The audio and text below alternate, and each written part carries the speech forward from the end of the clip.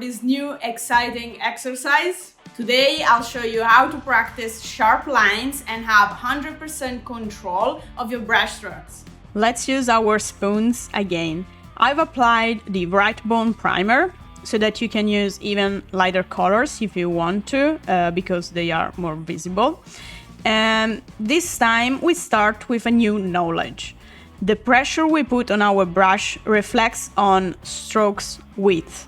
So this means that the more pressure we put, the larger it will be.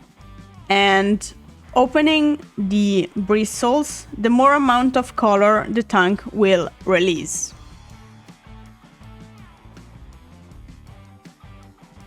The pump you can see here is the trigger for tank opening, okay? The less pressure we put instead, the smaller stroke we will have. This means less color release from the tank and much more precision. So you can use any brush with a nice tip. Don't need to be a small size. I'm using a number 1, as you can see. The most important thing is that it has a sharp tip and you can draw whatever you want. So before we start, I want to give you a very important tip, a recommendation, which is when you have to do sharp lines, avoid interrupting them abruptly and do a lot of your strokes like this. Okay, it must be or at least it should be one long stroke, because trying to restart from a shorter path, it's always harder. For instance, if you already know that your color won't last long, or at least till the end of what you have to do, you can do a mid or a long line. And then you can stop lifting your brush, pick up some more color from the palette, and then when you want to continue that line, you should start a bit farther from the end point and keep following the path, like this.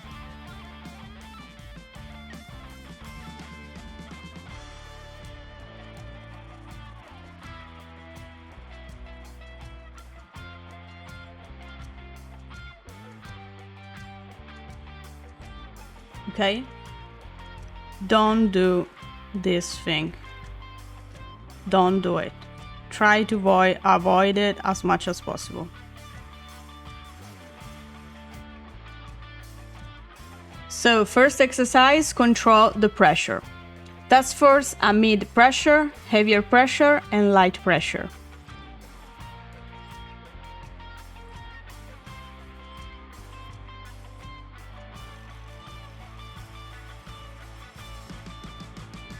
Mid, heavy, light. Now let's mix them all in one stroke and check out the result. This will give you a lot more confidence and control on your future strokes.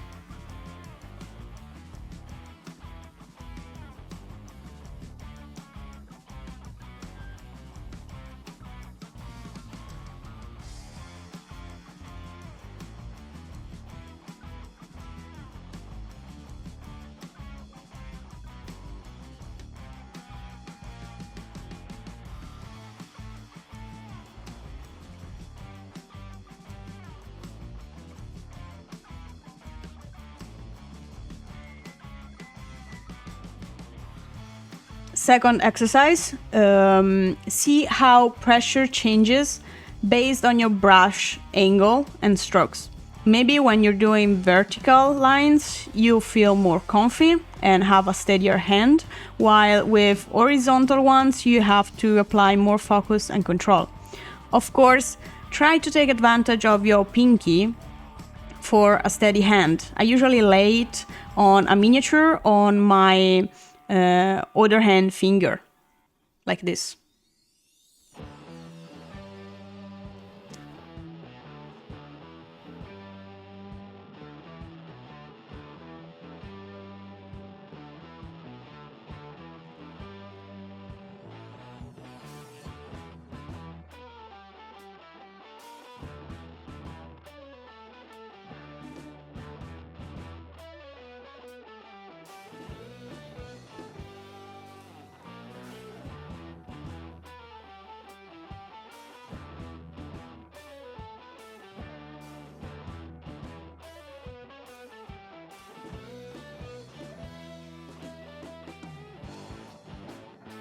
So second thing to bear in mind is to take advantage of the miniature's shape and brush angle.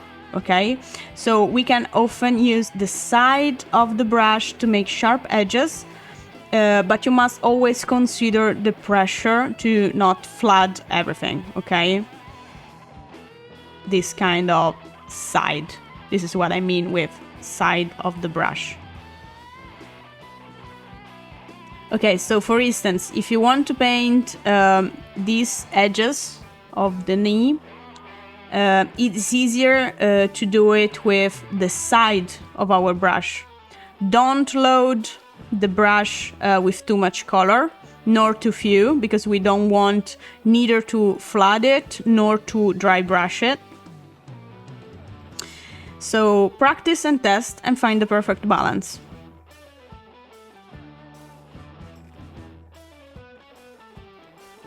Okay. So same thing here. Everything you see that can be done by using the side of the brush, and it's more convenient, then just do it. Okay.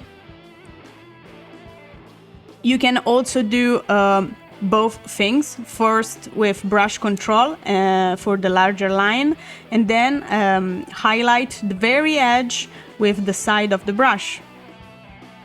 So, for instance,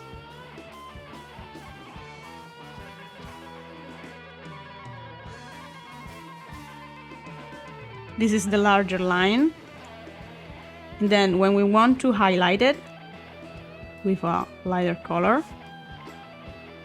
I just use the side of my brush to do it. Okay?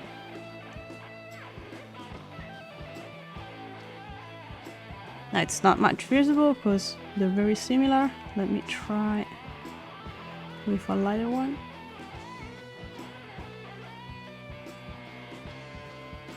Okay, like this.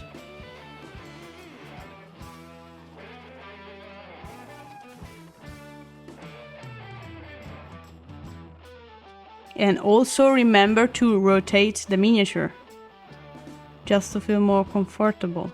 Okay, guys? Okay, guys, now it's your turn. Give it a try and practice a lot. Let's see how much precise you can be. Enjoy and warm up your brushes.